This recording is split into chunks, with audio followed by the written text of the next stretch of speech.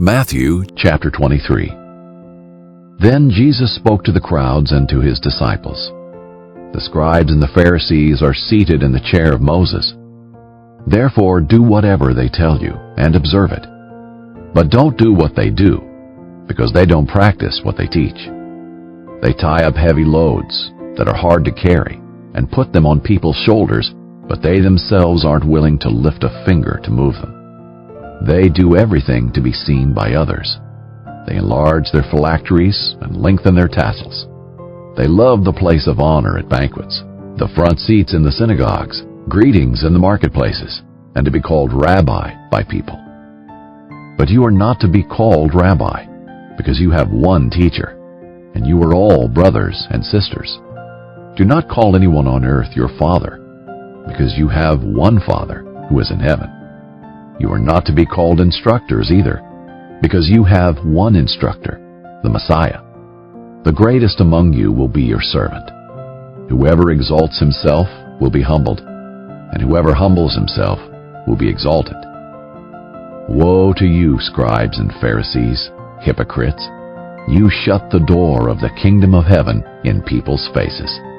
For you don't go in, and you don't allow those entering to go in.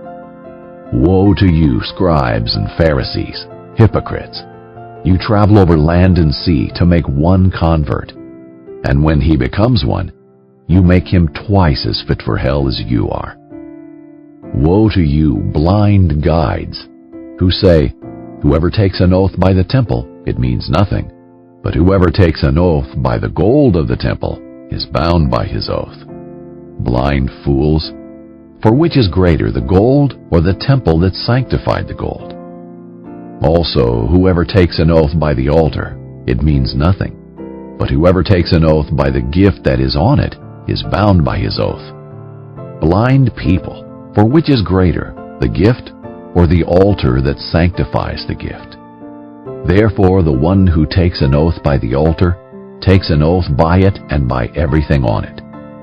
The one who takes an oath by the temple takes an oath by it and by him who dwells in it. And the one who takes an oath by heaven takes an oath by God's throne and by him who sits on it. Woe to you, scribes and Pharisees, hypocrites! You pay a tenth of mint, dill, and cumin, and yet you have neglected the more important matters of the law: justice, mercy, and faithfulness. These things should have been done without neglecting the others. Blind guides! You strain out a gnat, but gulp down a camel. Woe to you, scribes and Pharisees, hypocrites! You clean the outside of the cup and dish, but inside they are full of greed and self-indulgence. Blind Pharisee, first clean the inside of the cup, so that the outside of it may also become clean. Woe to you, scribes and Pharisees, hypocrites!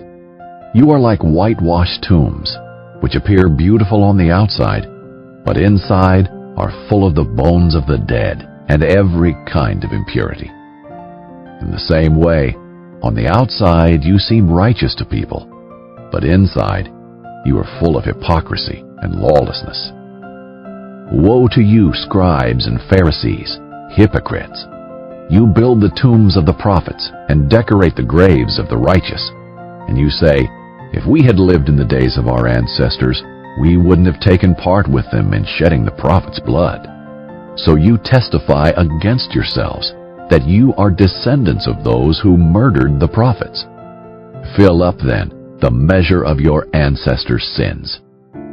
Snakes, brood of vipers! How can you escape being condemned to hell?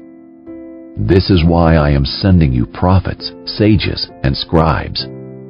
Some of them you will kill and crucify, and some of them you will flog in your synagogues and pursue from town to town. So all the righteous blood shed on the earth will be charged to you, from the blood of righteous Abel to the blood of Zechariah, son of Berechiah, whom you murdered between the sanctuary and the altar. Truly, I tell you, all these things will come on this generation. Jerusalem, Jerusalem, who kills the prophets and stones those who are sent to her. How often I wanted to gather your children together, as a hen gathers her chicks under her wings, but you are not willing. See, your house is left to you desolate. For I tell you, you will not see me again until you say, Blessed is he who comes in the name of the Lord.